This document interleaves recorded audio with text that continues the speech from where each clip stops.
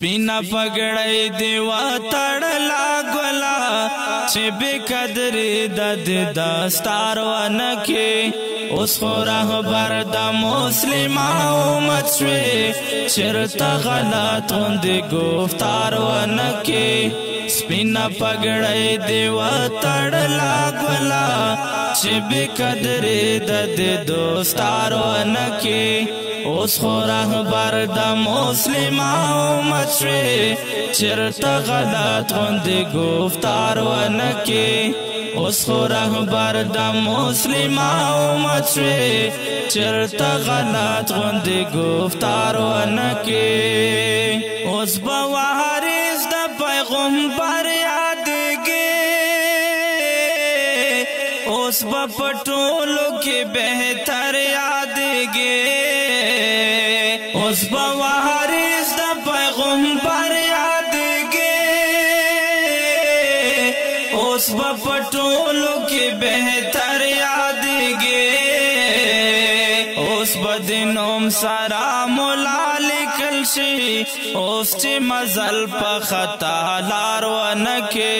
اوس به د نوم سره مولا لیکل شي اوس چې مزل په خطا لار ونکې سپینا پګړی دی وتړلا ګلا چې به قدر د دوستار ونکې اوس خو رهبر د مسلمان امت شوې چرته غلط غوندې گفتار ونکې اوس خو رهبر د مسلمان امت شوې چرته غلط غوندې گفتار ونکې اوس قدرمن شوې احترام سړی اوس خو واقعي چې ته د کام سړی اوس قدرمن شوې احترام سړی اوس خو واقعي چې ته د کام سړی اوس پام کوا چې درنه نشي خفا دا پاک رسول پزړه گزار ونکې اوس پام کوا چې درنه نشي خفا دا پاک رسول پزړه گزار ونکې سپینا پګړی دی وتړلا ګلا چې به قدر د دوستار ونکې اوس خو رهبر د مسلمان امت شوې چرته غلط غوندې گفتار ونکې اوس خو رهبر د مسلمان امت شوې چرته غلط غوندې گفتار ونکې ځان دې له بدو مجلسو وساته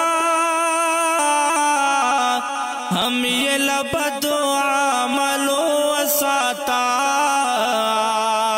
ځان دې له بدو مجلسو وساته هم یې له بدو عملو وساته سپینا لمن دې چې داغدار نشي خیال کوه داسې چیرې کار ونکې سپینا لمن دې چې داغدار نشي خیال کوه داسې چیرې کار ونکې سپینا پګړی دی وتړلا ګلا چې به قدر د دوستار ونکې اوس خو رهبر د مسلمان امت شوې چرته غلط غوندې گفتار ونکې اوس خو رهبر د مسلمان امت شوې چرته غلط غوندې گفتار ونکې چیرې پرې نږدې استادان علمان د اکابرو بزرګان علمان چیرې پرې نږدې استادان علمان د اکابرو بزرګان علمان وخت بدل شوی د غزال یارا چرته پچا باندې ادبار ونکې وخت بدل شوی د غزال یارا چرتا پچا باندې ادبار ونکي سپینا پګړې دیوا تړلا ګلا چې به قدرې د دوستار ونکي اوس خو رهبر د مسلمان مچوي چرتا غلط غوندې گفتار ونکي اوس خو رهبر د مسلمان مچوي چرتا غلط غوندې گفتار ونکي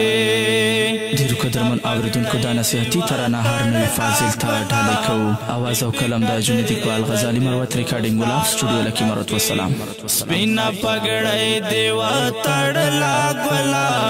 چې به قدرې د دوستار ونکي اوس خو رهبر د مسلمان مچوي چرتا غلط غوندې گفتار ونکي اوس خو رهبر د مسلمان مچوي چرتا غلط غوندې گفتار ونکي چرتا غلط غوندې گفتار ونکي فاضلتا تا سلام